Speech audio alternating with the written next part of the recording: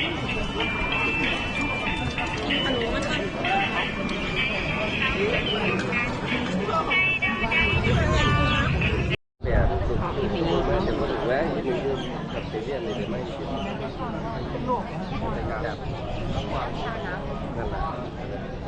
ันนั้น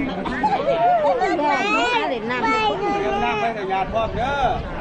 ยาทอดเด้อตัสสะภะคะวะโตอะระหะโตสัมมาสัมพุทธัสสะนะโมตัสสะภะคะวะโตสัมมาสัมพุทธัสสะนะโมตัสสะภะคะวะโตอะระหะโตสัมมาสัมพุทธัสสะอาทิริกาวัตถังคารานั่งล้มตะขอบกระป๋องสังโฆปัสสโมทุโคอาทิอนิจจาวัตสังฆลาโอปัสสตาบารันติกาบริตุกาบริตเยอาเทวะหังบริสามิอาติเมตาสังสโยจักเจ้าไปจมแล้วก็เบิ้งไปที่เขาทานแล้วเนี่ยเขาทำเรื่องนี้วันนี้นี่ให้ได้วันนี้แม่ตื่น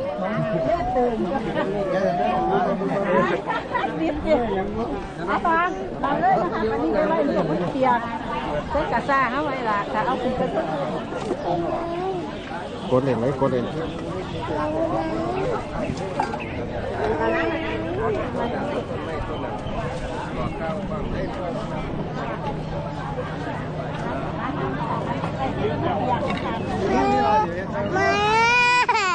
เขากดเลยนะ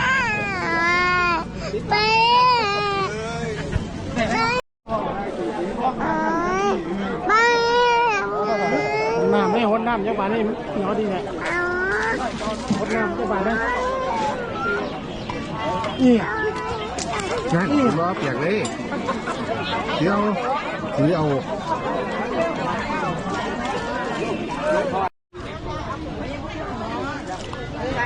กับจานนึงเด็กเอาน้ำเขียวถึงไปห้องน้ำยาหันเด็กได้หันคนเด็กไอ้ตรงนี้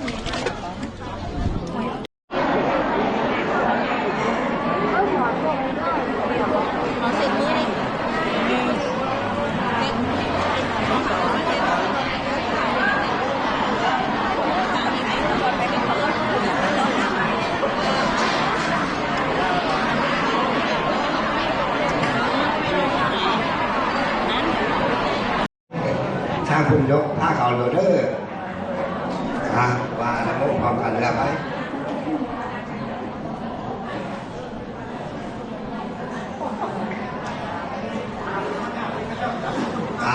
นวาน้ำมันพร้อมกันขึ้นกระเป๋า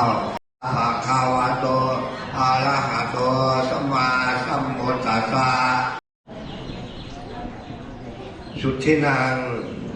วัตเมธานังอาสาวะอายาวะหังโหตุอิมานิมายังพันเตมาตถาภัตตานิ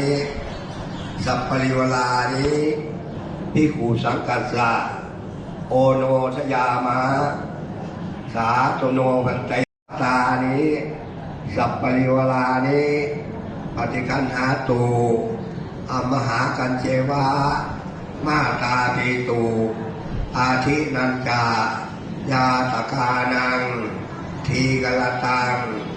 อิตายาสุขายาข้าแต่ประสงค์ผู้เจริญพวกข้าพเจ้าทั้งหลายขอน้อมถวายมาตากาพัตตาอาหารป้อมปัจจัยกับทั้งเที่ยงบริวารทั้งหลายเหล่านี้ถวายแก่พระภิกษุสงฆ์ขอให้พระภิกษุสงฆ์จงรับแล้วเพื่อเป็นประโยชน์และความสุขแก่พวกข้าพเจ้าทั้งหลายแก่ญาติของข้าพเจ้าทั้งหลายมีบิดามารดาเป็นต้นตลอดทั้งเจ้ากรรมนายเวรที่ได้รับความทุกข์ขอให้พ้นจากทุกข์ถ้าถึงสุขขอให้สุขยิ่งขึ้นไปตลอดกาลนานเถิด สาธุสาธุสาธุนะโมทามิ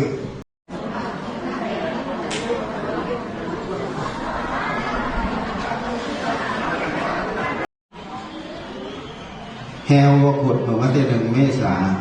วันที่2 เมษากับสงฆ์คู่ที่